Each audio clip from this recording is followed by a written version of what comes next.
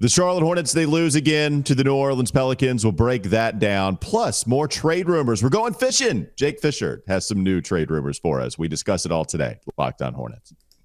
We're Locked On Hornets, part of the Locked On Podcast Network. Your team every day. In a minute, cuz we live.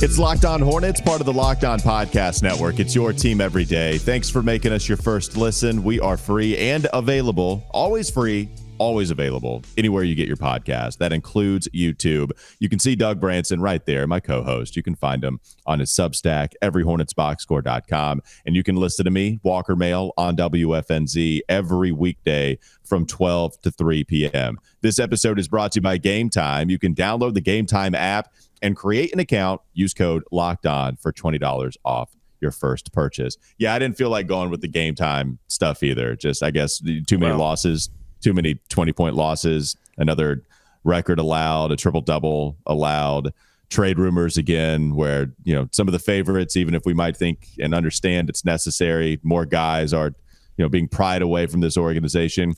Doug, how are you feeling after watching the Hornets lose to the Pelicans last night? Well, that's a good rundown of what we're going to talk about on the show. And yes, that's certainly all burdening me a little bit, but mainly it's the fact that I'm still snowed in here in Nashville. We're about to get more snow, more ice. My kid hasn't been to daycare in 4 days. There is just a little top layer of tension that is floating through the entire house. So that's really what had me staring off into space and forgetting to say game time. Okay. It takes you off your game time. It is not game time for you. Yeah. I don't have to deal with that. More ice, more snow coming your way. One day. One day, Walker, you will. Yeah. And I will be there to laugh at you. Ha ha, I will say. Have got 3 dogs and like 2 fish tanks. Does that count? No, it's the same thing, right? It does not. You could have 17. You could have 17 dogs. You could be running a dog kennel and it wouldn't count. You know, I always use that joke for parents, and yet they never find it. They always have that reaction where it's not like, yeah, you know, they can't even bring themselves to go along with the sarcasm. They have to understand. Yeah, there's no way you understand, and I won't pretend to. I do understand the pain that it is watching the Charlotte Hornets night in and night out, hoping for the victory. And you know, look, we can do the whole dramatic thing, the misery stuff, whatever. I will say, it did not like. They got beat by 20 points last night. I asked them nicely not to. In the last episode, I was pretty clear. I said, I set the expectation much lower. It wasn't win the game. It was don't get shellacked. And then what do? They go out and they take a shellacking. So they do. It was a slow burn though, Doug. I don't know. It was not over immediately, right? Like they had enough runs to get back into the game where they were close. They made 19 3-pointers. Mm-hmm. They were 19 of 45. They shot over 40%. Mm-hmm. I think you saw decent play from them on decent stretches of this game. And then you look up and it's still a double-digit point lead because Jordan Hawkins is going crazy off the bench, because Brandon Ingram continues to, you know, make his 3-pointers. It wasn't even the mid-range game for him. He made 7 3-pointers just from deep constantly. So they were making it rain from deep big time into this one. We couldn't make it close enough, Doug. I didn't watch this and think, oh my God, my eyes are bleeding. Like there have been those games. There were some open 3-pointers, that's for sure. But, you know, it wasn't as bad as some other ones. That's what I have for you, Doug. That's it. Well, I'll say that I'm ready to admit that maybe that Sacramento win was a miracle. There you go. You're finally in hindsight, it doesn't stand on its own as a miracle, but I think taken into, you know, as we continue to zoom out, and the Hornets now have lost 17 of their last 18. Yeah, that one stands alone as pretty incredible that they were able to get a win there. And you're right, this wasn't as bad, and I think that really has everything to do with the fact that they looked a lot more organized and competent on the offensive end of the floor. Yes. Passing was more crisp. Movement was more crisp, although that deteriorated as the game went on. You're right, it was a slow boil, a pot of gumbo, if you will, slow boil there in New Orleans, and their offense eventually once those threes started to rain from New Orleans, I think the offense eventually devolved into what we've seen a lot this season, which is the ball may get passed around a little bit, but it's not with intention. It's not driving and kicking. It's more just deciding who wants to take the 1v1 possession with 10 seconds left on the shot clock, right? It's either going to be Miles or it's going to be Terry, or it's going to be LaMelo, in the corner dribbling off his foot, or Miles driving and turning it over or missing the layup. Or Terry, wasn't missing much. He was, of the big three, the most efficient player. But it is offensively all the big three. They are getting really zero contributions offensively from their reserves. And I think what's frustrating is that they're also not getting a ton defensively from some of those reserves, or really from anyone. And that's why you saw in this game 2 factors on why they lost. Clifford mentioned both of them after the game, but it doesn't take like a basketball savant to understand that they got blitzed from 3 and they got crushed on the offensive glass. Now, they did well in terms of offensive rebounding as well, and the second chance points battle was pretty even, but the Hornets don't win games if the second chance battle is even. They've got to defend their own glass and crush the other team. That's how they win. That's how they have a chance at winning.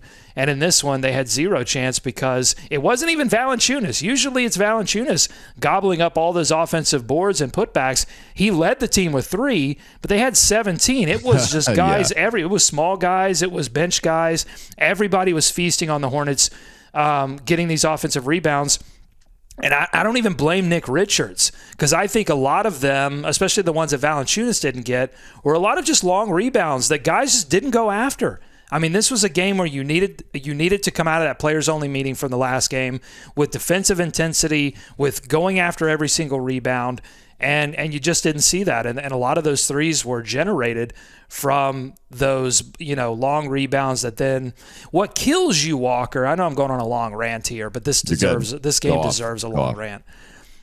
What kills you on the offensive rebound situation is that you have guys, I don't want to call out anyone particular, but the guy that comes to mind is PJ Washington, who will stand under the basket and do nothing and not go after a board. And it's not just PJ. There were a couple of guys that would do this, would just go into the basket and not go after the board. That double kills you, because not only do you not get the defensive rebound, but now you have multiple guys standing under the basket, which means there are multiple New Orleans Pelicans who can all shoot. All those guys can shoot. There are multiple New Orleans Pelicans now. All it takes is 1 or 0 passes to find an open three-point shooter, and it's bottoms. And that happened over and over in this game. And that's why you get the very short press conference from Steve Clifford, who has said everything that there has been or that is needed to be said at this point. Yeah, no, I hear you. Like the rebounding, it's not PJ's strong suit. Nick Richards did have 12, almost half of them, 5 of them were of the offensive variety. And defensively, it is frustrating to watch. Like the PJ stuff, I can't help it. Like I watch him and I watch him. I pick up a guy at the top of the key, provide resistance as he's driving to the goal the entire time. That player kick it out to a corner, no one be there to cover the corner 3, and then PJ be the only one to recognize it, and then have to leave the guy that he was covering driving towards the basket, and then try to provide the best closeout possible when he's already half a court away because no one's covering the corner 3. Like that is the defense, right? PJ can't give us 3 straight buckets, 7 straight points, and then miss every other field goal he takes. That's frustrating. Thus is the PJ offensive frustrating experience. Thus is the rebounding frustrating experience. But I can't see PJ continue to be the guy that is picking up the ball and then also having to try to account for the other missed defensive rotation and continue to bag on someone. That everybody else will, and I get it. The shot making, lack thereof, is frustrating. But my God, that's what makes me defend him so much. And then you go offensively, where Terry was in his back. When Terry hits the fadeaway sideways floaters from 3, oh, okay, it's Terry time. Cool. Go ahead and cook. I'm ready. LaMelo going to the foul line, starting to see a little bit of a trend here, Doug. It's trying to. Well, it's inconsistent, right? I mean, if he gets the whistle, but he's certainly been – I mean, over the 3 games, you now have a game in which you win 15 of 16 from the free throw line, and now in this one, 9 of 10. Only had 1 trip against Miami, but again, that's not his fault. He was fleeing himself 5 rows into the friggin' stands in Miami and couldn't get a call. So, that's the referee's fault. That's not his fault. But yes, he is determined to get to that free throw line, and talk about silver linings in a lot of poop right now. That was a huge silver lining. Straight up said it. But you're right, man. You're right. It is not one guy. You cannot look at P.J. Washington or LaMelo Ball or Cody Martin, who can't hit the broadside of a barn right now.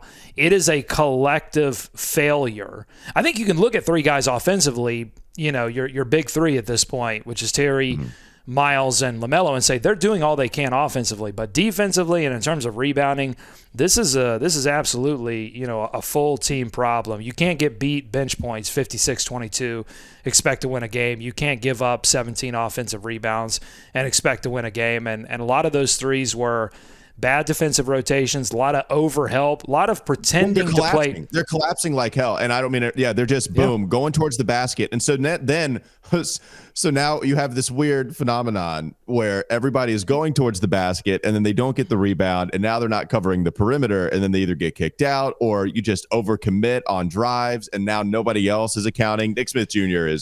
was bad in this one, and I love Nick Smith Jr. I love him. I don't want to get rid of him. Offensively, he's fun. Defensively, he's going to leave his guy open. But that he's a rookie, it's fine. It doesn't really matter. That's just how it is right now. But everybody's collapsing so hard. And in the NBA, you just can't do that. Even with the Pelicans, who are a driving team, you give them enough open shots. Jordan Hawkins, who the scouting report on him. That was it coming out of college. He's a good shooter. CJ's a good shooter. Brandon Ingram can hit him if he's open, and he was wide open. And the last thing, this is the other thing I just thought was funny. This is the joke I want to make. I was hoping to God, Doug, that on my Twitter timeline, I was scrolling, kept scrolling to see if there was anybody that was a Hornets fan or a part of Hornets Twitter that really wanted to say, this would have never happened if James Borrego was here.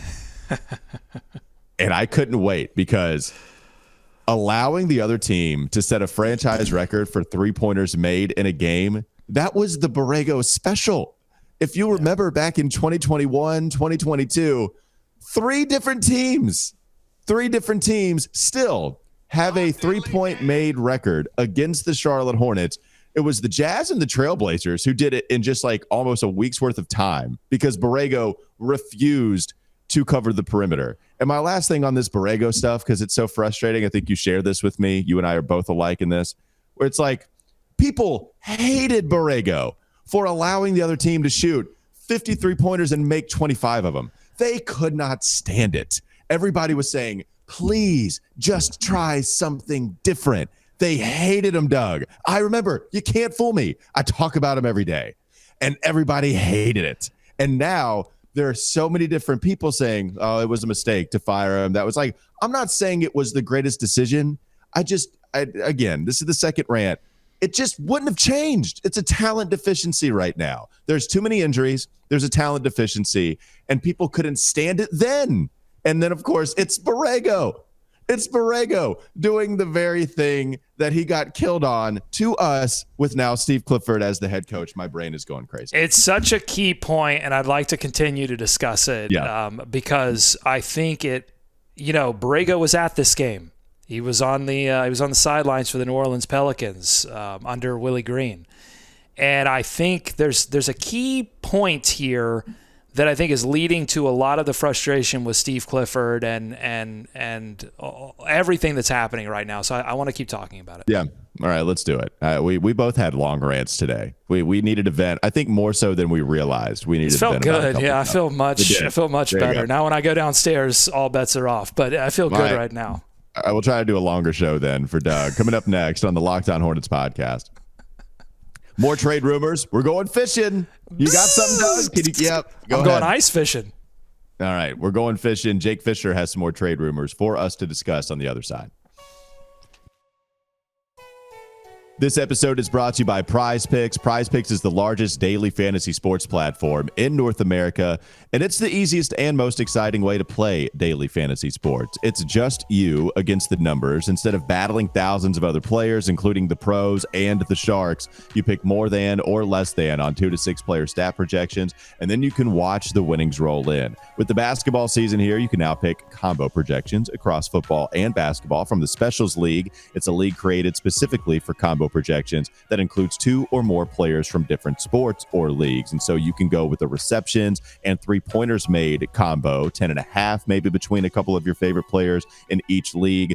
That is something you can only do here with Prize Picks. Prize Picks even offers a reboot policy so that your entries stay in play even if one of your players gets injured. For football and basketball games, if you have a player who exits the game in the first half and does not return in the second, that player is rebooted. Prize Picks also is the only daily fantasy sports platform with an injury insurance policy. Go to prizepicks.com right now, /lockedon, and collect your reward for signing up for Prize Picks. They'll allow you to get in immediately, $100 worth, by the way. Go to prizepicks.com /lockedonnba. Use code LOCKEDONNBA for a first deposit match up to $100. Prizepicks.com. You won't regret it. More to come here on Locked On Hornets. Doug, you said you wanted to continue the conversation from the first segment. What were some of the other points you wanted to make? Well, so New Orleans, this is what I wrote in Every Hornets box score. New Orleans reminds me a lot of the 43-win team the last season under Borrego, that Hornets team, because everyone on that team can pass, everyone on that team can shoot, and they take advantage of that fact and can really blitz you offensively. Now, of course, that 43-win team did not have Zion, someone of Zion Williamson's form and abilities. But Miles Bridges, for the most part, did a decent job of neutralizing him. I mean, there were a lot of just sort of ISO possessions that Miles had to defend him and did a decent job there. Yeah, 13 and 5. I'll take that from Zion. Yeah, totally. But they resemble one another, and I think that New Orleans might face the same fate. They may get blitzed in the playoffs. Now, whether they make the actual playoffs or play in, we'll have to see kind of how things shake out in the West. But I'm not sure that team is really built for sort of sustained playoff success. And that's why when Clifford came in, he was very adamant about that fact that 43-win team, just even if they had won that play-in game, just had no shot. They were going to get absolutely shelled by, even if they had made a first-round playoff series, it was going to be 4-0.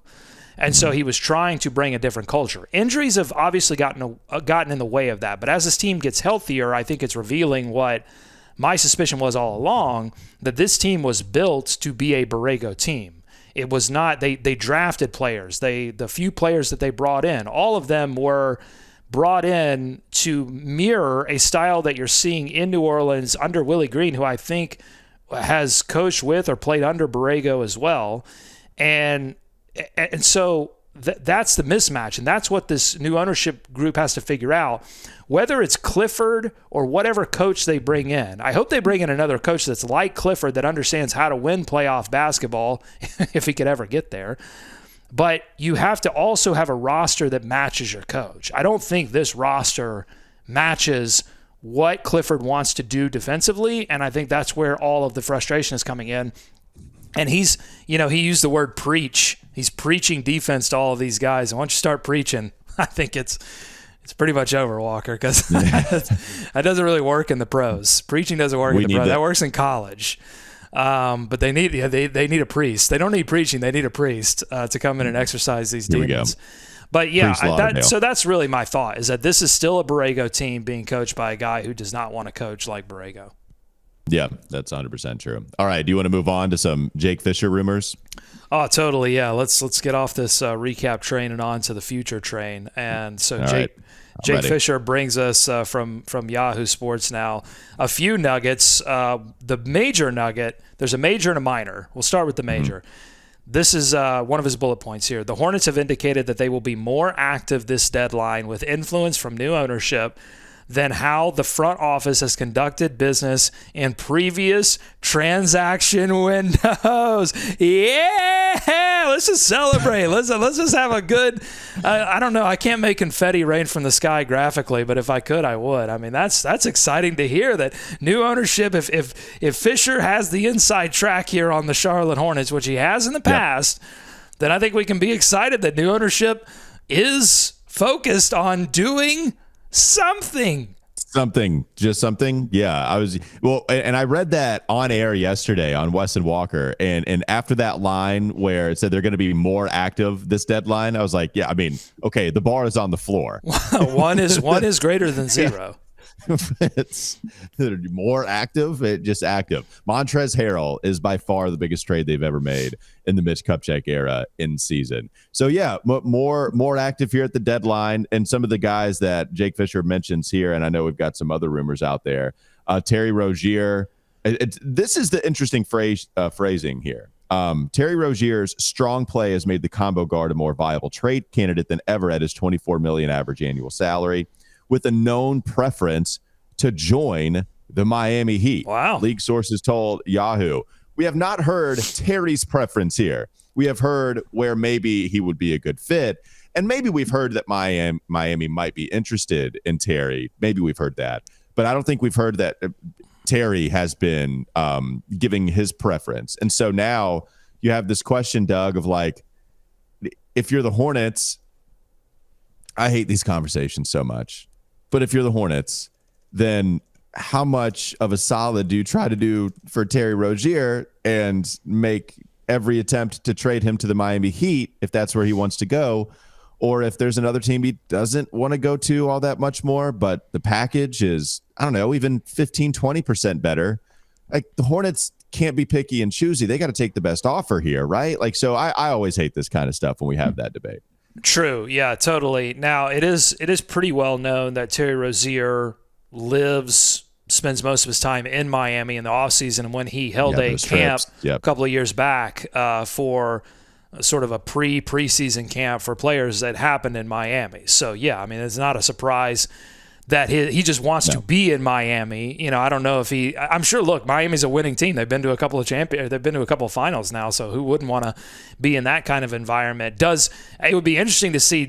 I think Terry Rozier does match Heat culture. I think he is the one little breath of hardworking culture, of doing whatever it takes. He did it in this game against New Orleans, 7 of 11 from 3. The shots that he's hitting are ridiculous. I think he could help Miami, who is in need of a little bit more scoring. I think that's something that could work. But yeah, you're right. Do they do him a solid? I mean, personally, I would like them to do him a solid. I mean, look at what he's done for this franchise in the midst of, you know, he has been the one entertaining factor, and I don't even want the team to trade him, because especially if it means this team is going to get super bad, because I really feel bad for season ticket holders and people who do want to go to the arena and watch this team play. He has been the sole source without LaMelo Ball on the floor of entertainment. Now, if LaMelo Ball can stay healthy, then they'll have that. But Terry has been very good for this team.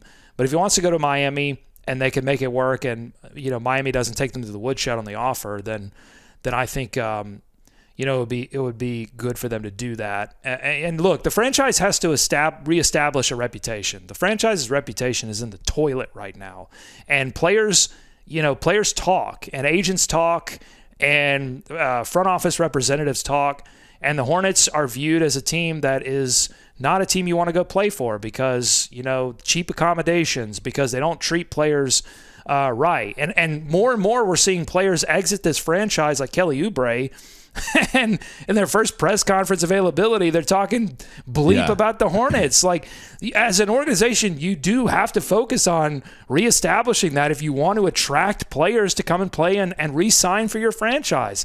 So honestly, you know, even if they had to take a slightly lesser deal for Rozier, I might be a little bit fine with them finding a destination for the player that has contributed the most to this team in the post-Kemba era.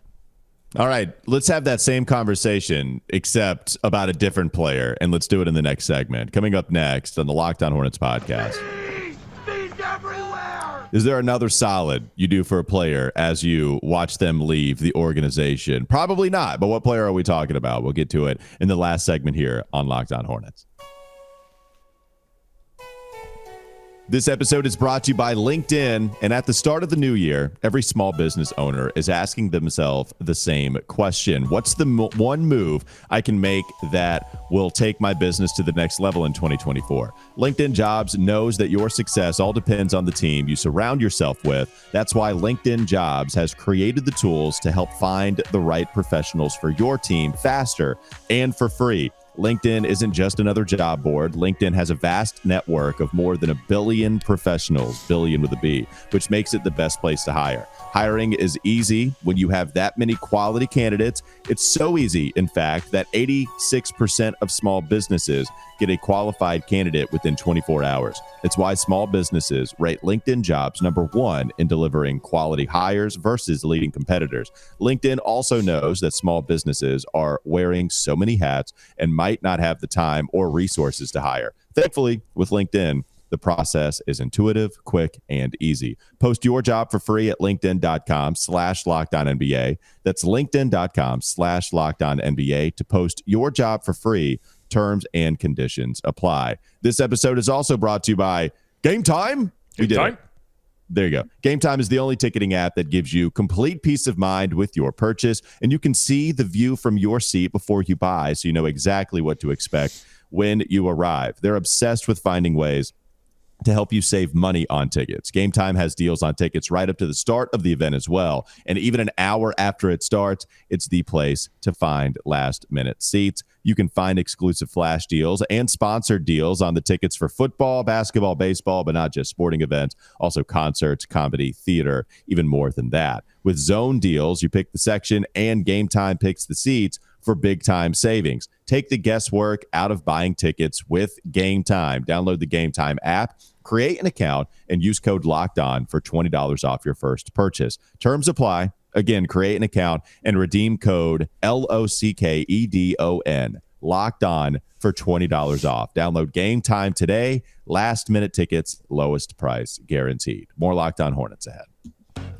All right, Doug, the other player I wanted to have this similar conversation about, it's Gordon Hayward, and I thought this was interesting, too, from Jake Fischer about the Charlotte Hornets. So here's what he has to say. While there's plenty of rival interest in veteran wing Gordon Hayward, he seems more likely to change teams by way of a buyout as opposed to a rival club sending out $30 million to match his expiring salary. Okay. So we have not talked about the buyout option for Gordon Hayward. Haven't really talked about that. To lose presumably Miles Bridges and an expiring salary such as $30 million like Gordon Hayward for nothing on the trade market. Yes, you free up the books either way, and that's nice. Mm-hmm. But I do feel like you could still get something from Gordon Hayward. I feel like that. I do know. Well, no, not keeping him, like trading him is what I'm saying. I know what you're saying. You're still laughing? You don't think so? Well, I'm still laughing because he's been out for the past couple of weeks with a calf strain, one of many injuries in his time here. I just don't. That's true. A rival team, I'm just not sure that they would really be willing to give up all that much for a guy that they weren't confident could even play,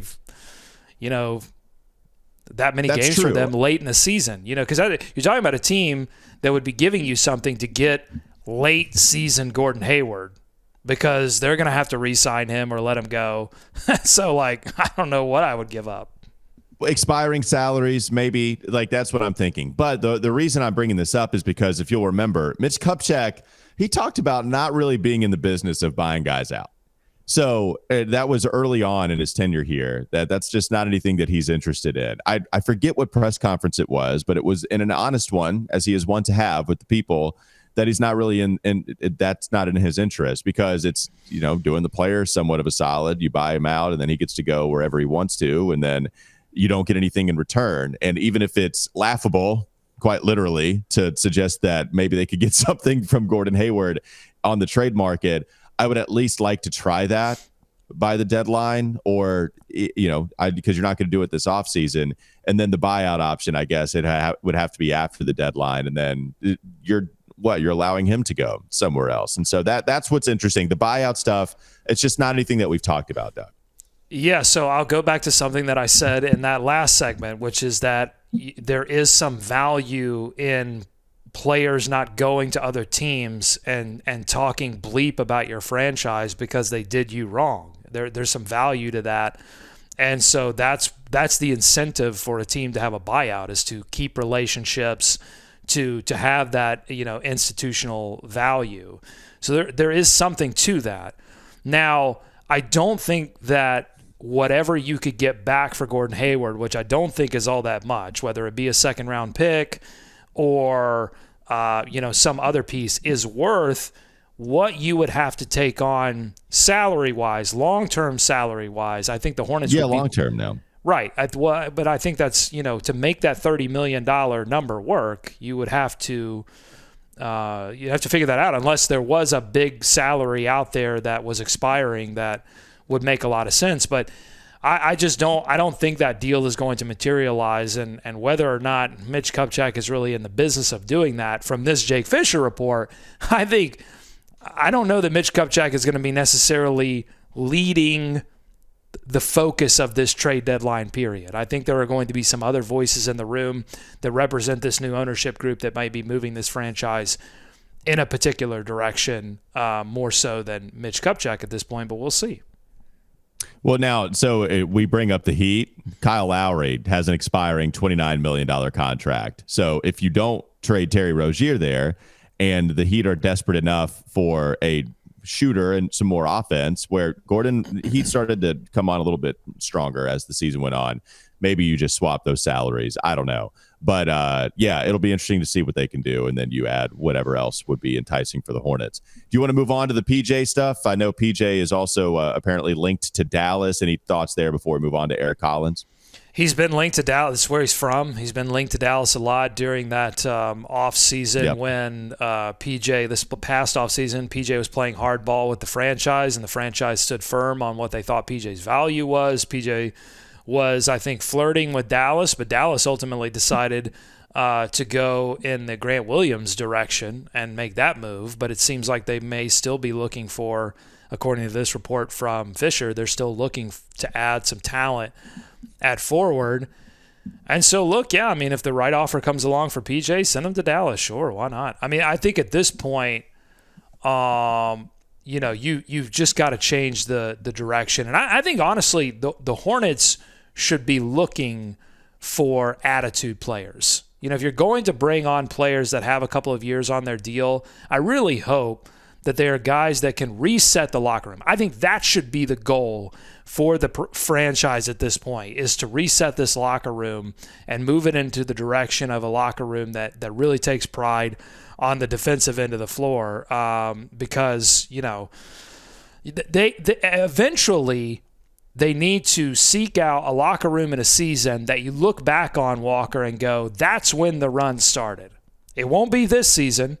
Maybe it could be next season, where the record doesn't look great, but you look back on it and go, yeah, they had a group of guys there that really started to set the foundation of how this franchise operated in the future, and then they added a few stars to play alongside LaMelo Ball, and that really and Brandon Miller evolved into a star player, and that really got the franchise moving in the right direction. But you look back on that one season, and they just brought some underrated names that really moved this thing in the right direction. I think that's what this franchise should be seeking out as they move into this trade deadline period and into the offseason, when they'll have even more opportunities to make that happen.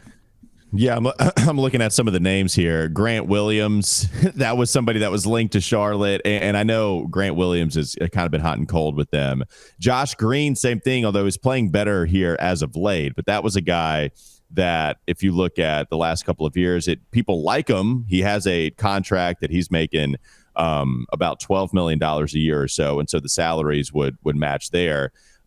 He is playing more lately, but there have been he had an injury earlier in the season. At the beginning of the season, you saw some 17 minuters, 18, 19, 20 minuters, and so I don't know, maybe just some interesting names to toss around. All right, final thing, Eric Collins. How about Eric Collins? Couple reasons that he's in the news. One, if you watched the game last night, that's not why Doug is clapping. I'm sorry, I led off with the wrong thing here. But if you were watching the game last night, you heard Tom Wormy on the call because Eric Collins missed a game with an illness, the only game that he's missed while being the play-by-play announcer for the Charlotte Hornets, which is crazy because this comes on the heels of him having won the National Sports Media Association North Carolina Sportscaster of the Year. Well-deserved. You've heard me. We did this last week. It was after the Spurs loss where Eric Collins, I praised him not for the exciting calls, but also just for the normal flow that he's amazing at as a play-by-play announcer. He actually ties with Mike Solarte, who is a part of Spectrum News 1, sports director. I joked with Mike yesterday. Anywhere you go to cover sports here in Charlotte, he's there. He's at Charlotte men's basketball, Charlotte women's basketball, NASCAR, Queens. He's going to Davidson. He's going to the Charlotte Hornets. He works incredibly hard. So I think two deserving guys. We'll focus on Eric Collins here, though. Doug, what do you make of Eric Collins winning this award? Oh, it's great. I mean, I think it's a sort of a it's gonna. Anytime you spend 8 years around this franchise, it's a lifetime achievement award because it feels like a lifetime. But he has brought life to a franchise that hasn't always been producing, exciting stuff on the court. He's made that exciting. I can't wait until this team does get exciting again because it brings the most out of Eric Collins. He lifts up bad seasons, but he is really in his full form when this team is producing an exciting brand of basketball like they were just a couple of seasons ago. And yeah, it's a total boss move to win an award and then take a day off. That's great. I mean, I feel like that's right in my wheelhouse. That's what I would do. I would get an award and be like, all right, I'm finally going to take a sick day, I think. But no, there were a couple of exciting plays and one of them being LaMelo Ball had a defender in his shirt and managed to get by him, throw the ball off the backboard, and then lay it in. Crazy exciting play. Felt like it was called like it was the front nine at TPC Sawgrass. All I'm saying is Eric Collins sorely missed. Like that would have been that was like right in Collins' wheelhouse right there. And we didn't really get the call I think that particular play deserved. Yeah, tough job for Tom Wormy, who is also totally fantastic. Totally. Stepping in for a legend, it's always going to be difficult, probably short notice. The team's not very good. I get all that. This is not really. I'm sorry. That probably came across as a Wormy hit job. I apologize to Tom Wormy, friend of the show. Watches every show. Sorry, Tom. What I mean to say is that Eric Collins just would have really enjoyed that play. I think. Yeah, he would have. All right, that'll do it for Locked On Hornets. Thanks for making us your first listen. We're free and available anywhere you get your podcast, and that includes YouTube. Go check out Doug. Continue with his Wormy slander on everyhornetsboxscore.com. And then you can it was an incredible play. It was just like, and there's a layup. All right. That's cool. You can listen to me on WFNZ every weekday from 12 to 3 p.m. Have a great rest of your day. We'll be back with you tomorrow to close out the week.